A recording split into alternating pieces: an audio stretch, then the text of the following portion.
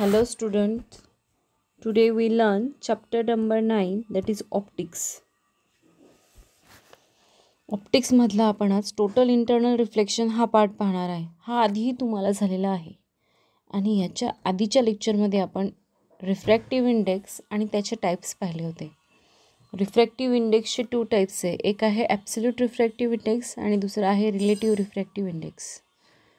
Actually refractive index म्हणजे काय तेही पाहिलं होतं आपण. It is the ratio of velocity of first medium with respective to the other medium. आणि ॲब्सोल्यूटमध्ये one medium is always air or vacuum आणि रिलेटिव्हमध्ये दोन्ही मीडियमच्या ज्या व्हेलॉसिटीचा रेशो आहे तो असतो. ओके, मग आपण आणखीन एक फॉर्म्युला प्रूफ केला होता. Refractive index n is equals to real depth upon apparent depth. आपण ग्लास स्लॅब कन्सिडर करून त्याच्यामध्ये जे आहे रिफ्रॅक्टिव्ह इंडेक्स आहे त्याचा फॉर्म्युला जो आहे तो प्रूफ केला होता आणि त्याच्यावर बेस प्रॉब्लेमही घेतला होता.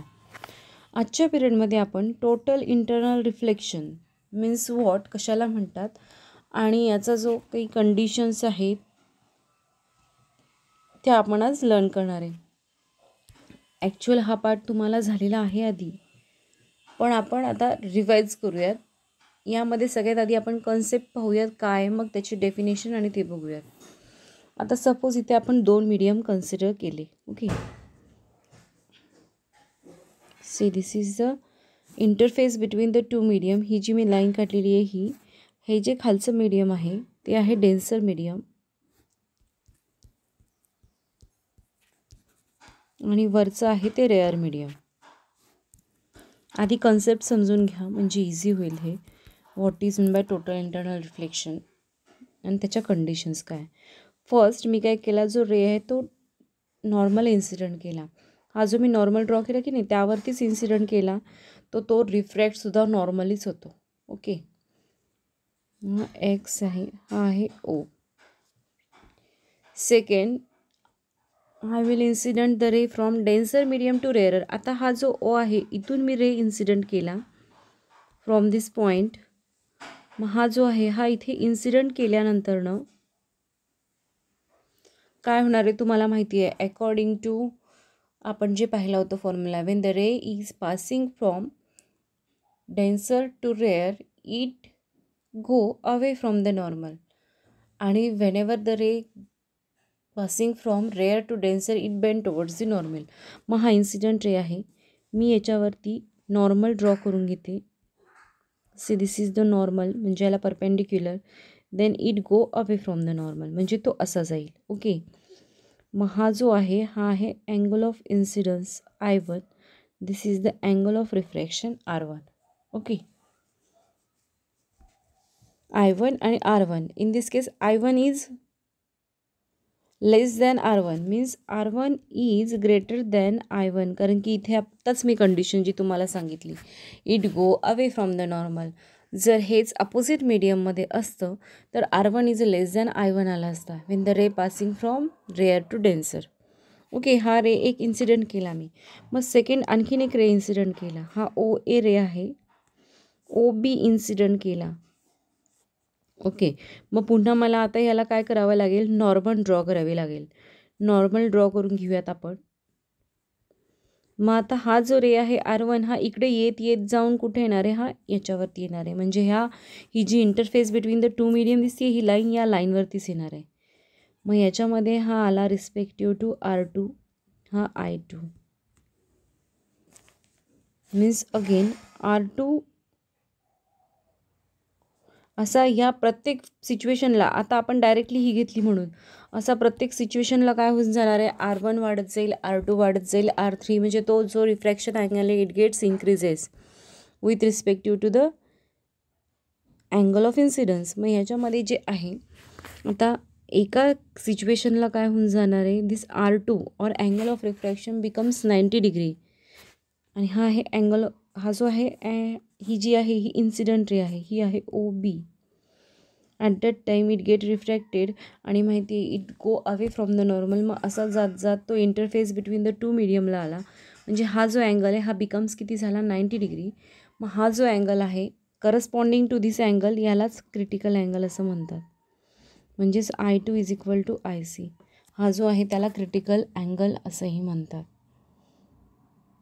अंडरस्टूड? म्हणजे याला कसं म्हणता येईल आपल्याला, the angle of incidence in the denser medium for which the angle of refraction in rarer medium is 90 degree, that angle is known as the critical angle. Okay, हा जो आला आहे आता क्रिटिकल अँगल आला आहे. आणखीन मी एक रे इन्सिडंट केला यातूनच, याच ह्याच्यातून. हा आहे OC. मग आता काय होणार आहे, हा ॲक्च्युअल 90 डिग्रीला आला आहे. म्हणजे आता मी पुन्हा इथे नॉर्मल ड्रॉ केलेली आहे. हा आहे I3.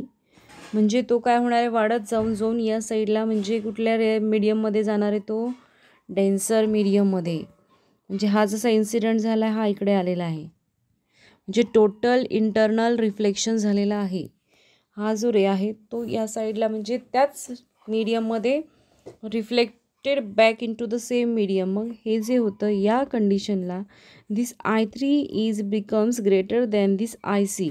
ही जी कंडिशन आहे, at that condition total internal reflection takes place. म्हणजे काय होतं, या कंडिशनला total internal reflection takes place. इथे इंटरनल रिफ्लेक्शन, तुम्हाला रिफ्लेक्शन माहिती आहे, whenever the ray is incident on the interface between the two medium, then it get reflected back into the same medium. This phenomenon is known as the reflection. इथे फक्त total internal reflection आहे. हे कसं आलं आहे, जेव्हा मी 2 medium घेतलेले आहेत ॲक्च्युली, त्यामध्येही 2 असतात, पण यामध्ये तो रिफ्रॅक्ट पण झाला आहे. मग असं होत होत क्रिटिकल अँगलची कंडिशन आली, आणि क्रिटिकल अँगलच्या जस्ट पुढच्याच कंडिशनला तो काय झाला आहे, the ray is totally back reflected into the same medium. This phenomenon is known as a total internal reflection. हे मी तुम्हाला डायग्रॅम समजण्यासाठी दिली आहे.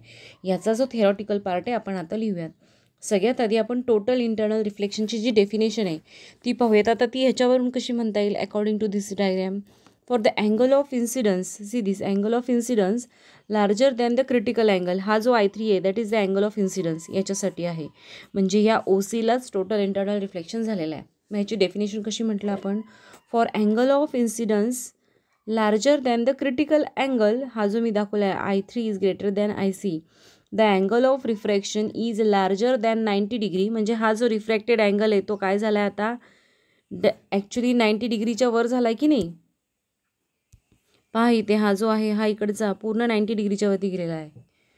Is larger than 90 degree, thus all incident light gets reflected back into the denser medium. This called total internal reflection. मग ह्यालाच काय म्हणतात, टोटल इंटरनल रिफ्लेक्शन. मी आता इथे खाली त्याची डेफिनेशन लिहिते. पहा, टोटल इंटरनल रिफ्लेक्शनची डेफिनेशन जी आहे ती, for angle of incidence larger than the critical angle, larger than the critical angle, the angle of refraction is larger than 90 degree, the angle of refraction is larger than 90 degree, thus all the incident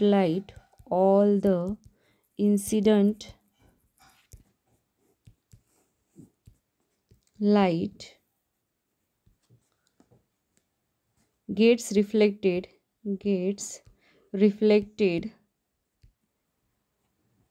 back into the denser medium,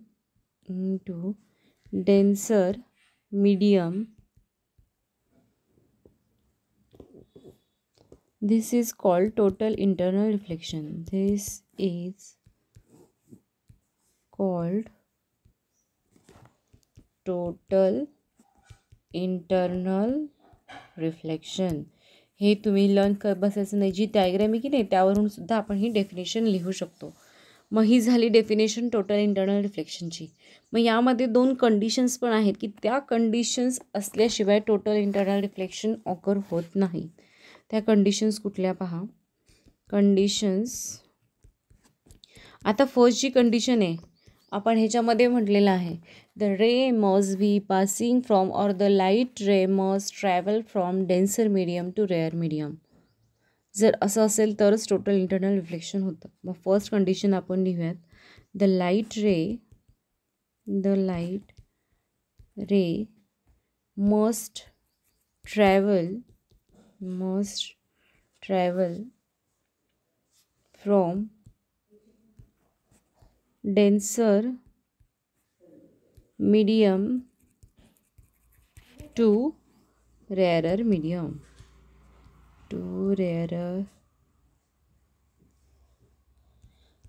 medium. आणि second condition कुठली आहे जी मी तुम्हाला आताच तिथे डायग्राममध्ये draw केलेली लिहिलेली होती. The angle of incidence in the denser medium must be greater than the critical angle for the given pair of media. म्हणजे जोपर्यंत जो अँगल ऑफ इन्सिडन्स आहे तो ग्रेटर दॅन क्रिटिकल अँगल येत नाही तोपर्यंत टोटल इंटरनल रिफ्लेक्शन ऑकर होत नाही. मग सेकंड आहे the angle of incidence in denser medium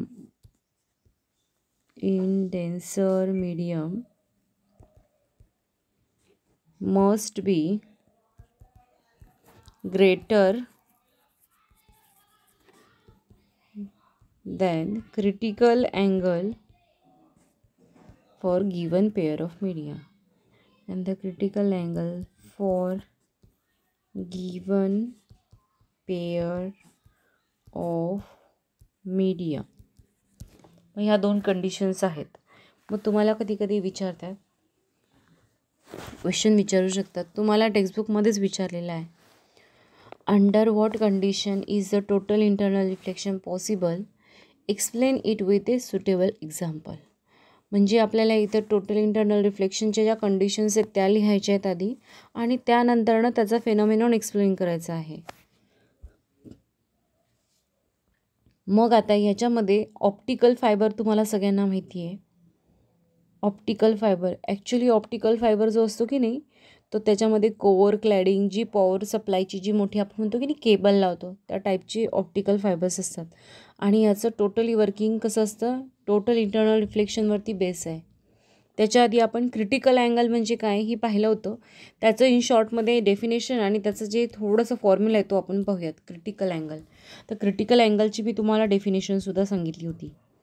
critical angle ह्याची जी डेफिनेशन आहे ती आहे the angle of incidence in the denser medium.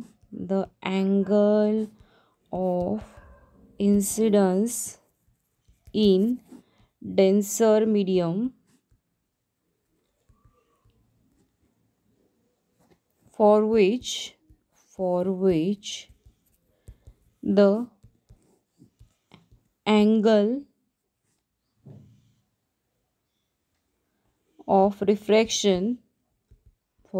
the angle of refraction in rarer medium is 90 degree.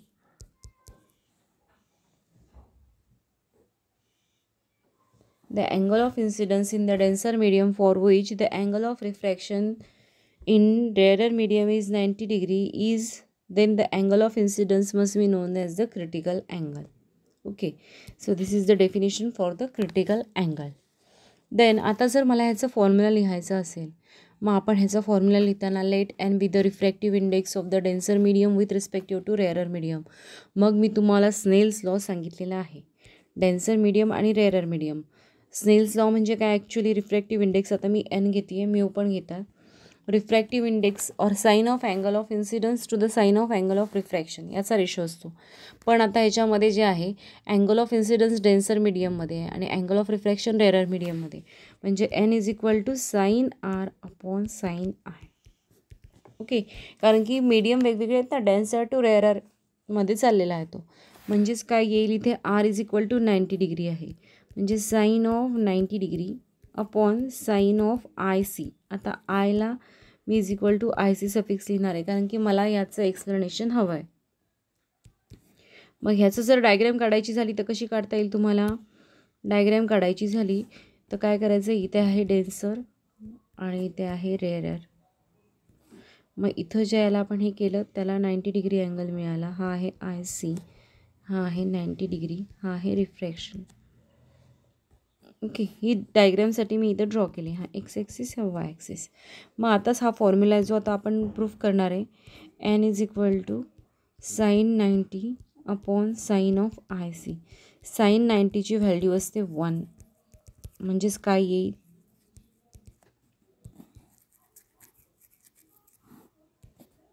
Sine of 90 degree = 1. Therefore n = 1 upon sine of IC. मग मला काय हवं आहे, ICचीच value हवी आहे. मग मी इकडे घेते sine of angle IC = 1 upon n. Therefore IC = sine inverse of 1 upon n. So this is the formula for the critical angle. मग तुम्हाला क्रिटिकल अँगल जर फाइंड आउट करायचा असेल तर हा फॉर्म्युला यूज करून आपण फाइंड आउट करू शकतो. अंडरस्टूड दिस? हां, त्याच्या अंडरच पॉईंट आला म्हणून आपण त्यामध्येच एक्सप्लेन केला. समजलं का? मग आता जे आपण म्हटलं actually working of optical fibre हे एक ॲप्लिकेशन्स आहे. कशाचं? Total internal reflection. तुम्हाला विचारतात describe construction and working of an optical fibre. मग ऑप्टिकल फायबर ॲक्च्युली जो कशाला म्हणतात पहा, त्याचं जे कन्स्ट्रक्शन आहे ते कशाने बनलेलं असतं. Actually optical fibre consist of extremely thin transparent and flexible core surrounded by optically rarer flexible cover called cladding. म्हणजे ह्याची जर मी डायग्राम काढली, हे क्रिटिकल अँगल समजलं असेल तुम्हाला. आता हे जे ऑप्टिकल फायबर आहे की नाही, ऑप्टिकल फायबर हे टोटली बेस आहे टोटल इंटरनल रिफ्लेक्शनवरती. मग ह्याची जी डायग्राम आहे ती आहे, आता कोर आहे आणि क्लॅडिंग आहे.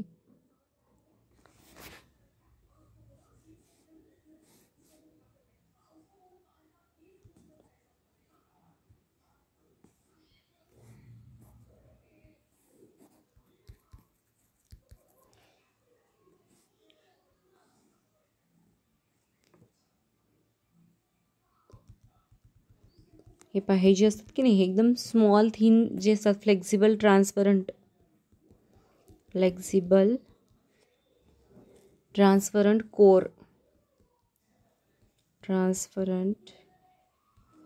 कोर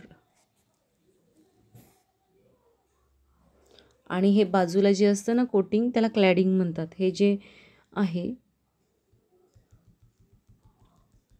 जे आहे हे आता डार्क एरिया शेडेड एरियामध्ये दाखवलेलं आहे. ही जी बाजूची आहे याला म्हणतात क्लॅडिंग, फ्लेक्झिबल क्लॅडिंग. याच्या बाजूला जे आहे त्याला क्लॅडिंग म्हणतात. हे जे दिसत आहे ना हे, आणि हे जे ब्लॅकवाला आहे ते आहे बफर अँड जॅकेट कन्स्ट्रक्शन. म्हणजे त्याला काय करण्यासाठी, प्रोटेक्ट करण्यासाठी.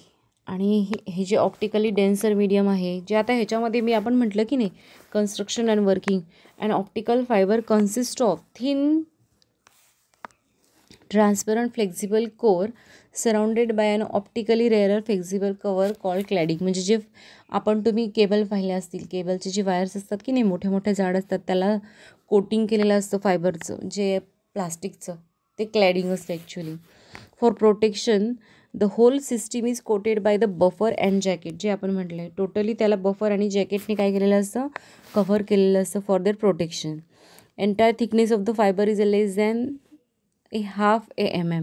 म्हणजे त्याची जी थिकनेस आहे ती खूप स्मॉल असते.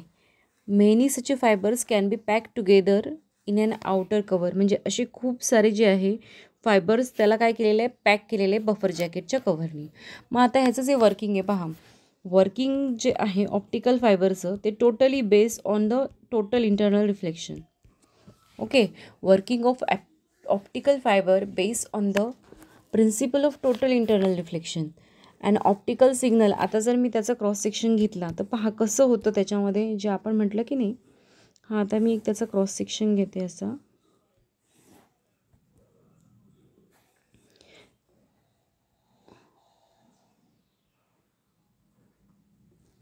मग आता पहा, ह्याच्यातून ऑप्टिकल सिग्नल जेव्हा एंटर करतो आतमध्ये, ओके, हा रेअरर मीडियममधून डेन्सर मीडियममध्ये जातो.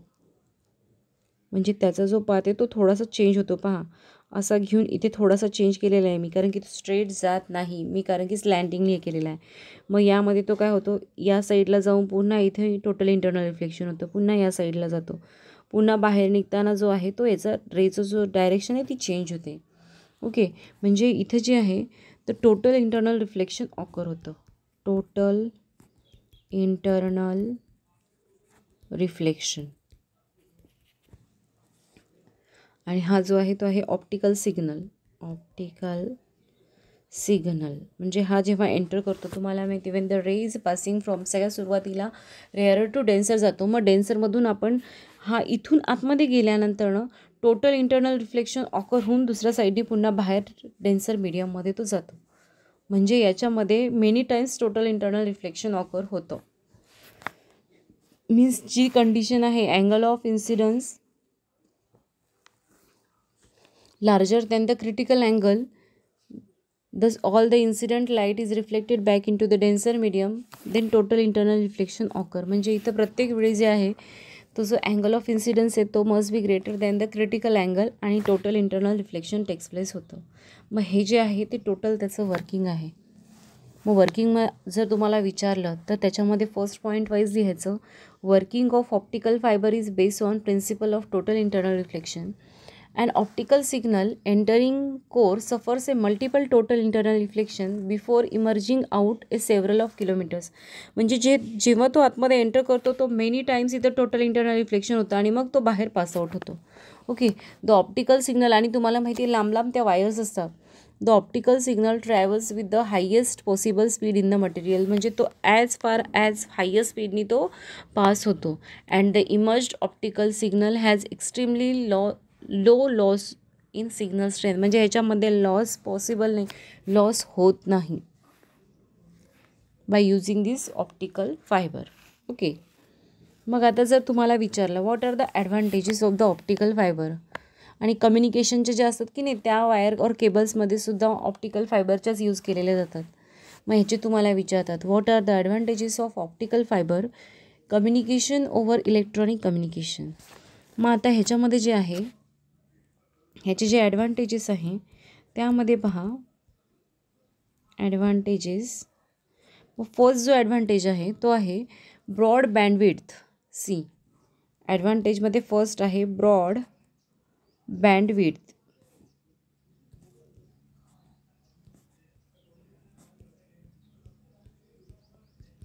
That is the frequency range, त्यालाच काय म्हणतात, फ्रिक्वेन्सी रेंज. मग आता यामध्ये आहे for T V signals a single optical fibre can carry over. आता पहा टी व्हीचा जो सिग्नल असतो त्याच्यामध्ये एक सिंगल ऑप्टिकल फायबर किती कॅरी करतो, ओव्हर 90,000 इंडिपेंडंट सिग्नल्स. म्हणजे तुम्हाला माहिती तेवढे चॅनल्स असतात त्यामध्ये, बरोबर आहे. सिग्नल्स म्हणजे इतके वेगवेगळे चॅनल्स आपण एकाच याच्यामध्ये एका केबल थ्रू पाहू शकतो की असं आहे का प्रत्येकसाठी वेगवेगळी वायर आहे, नाही. This is the first advantage. Second, immune to electromagnetic interference. Immune to EM interference. Actually, optical fiber being electrically non-conductive does not pick up a nearby electromagnetic signals. म्हणजे जो आहे की नाही इम्यून म्हणजे तो त्याला कॅच करत नाही, इलेक्ट्रिकली नॉन कंडक्टिव्ह राहतो ऑप्टिकल फायबर, त्यामुळे तो पिकअप करत नाही. थर्ड आहे low attenuation loss. Low attenuation loss means loss being lower than the 0.2 decibel per kilometer. म्हणजे याच्यामध्ये सिग्नल लॉस होत नाही. A single long cable can be use for the several kilometre. त्याच्यामध्ये लॉस होत नाही. Loss low attenuation loss being lower than the 0 decibel per kilometre ही साऊंडची हे आहे frequency. And single long cable can be use for the several kilometre. Then electrical insulator.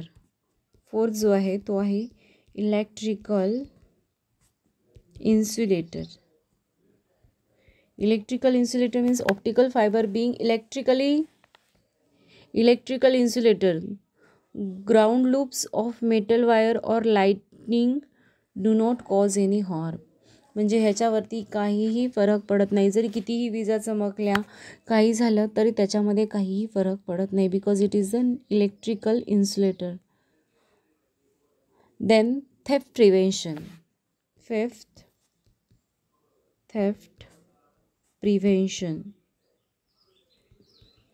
means optical fibers do not use copper or other expensive material which are prone to be robbed. म्हणजे त्याच्यामध्ये कुठलं असं मटेरियलच use केलं जात नाही की जे चोरी केलं जाईल. Okay. Then security of information. Last with the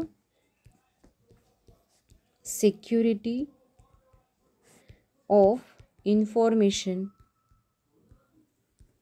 means internal damage is most unlikely to occur keeping the information secure. म्हणजे त्याच्यामध्ये डॅमेज होतच नाही, त्यामुळे जी त्यातली इन्फॉर्मेशन जी आपण ट्रान्सफर करणार आहे ती सिक्युअर राहते. That is the security of information.